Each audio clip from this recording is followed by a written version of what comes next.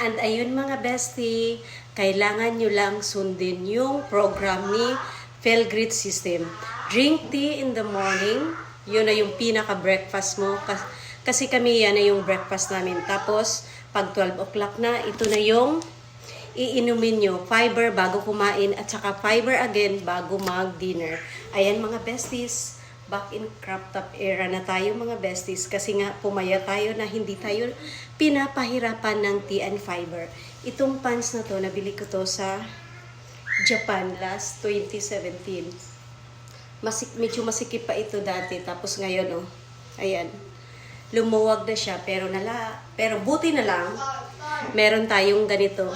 Ano bang tawag nito sa basta sa Bisaya, alpiril.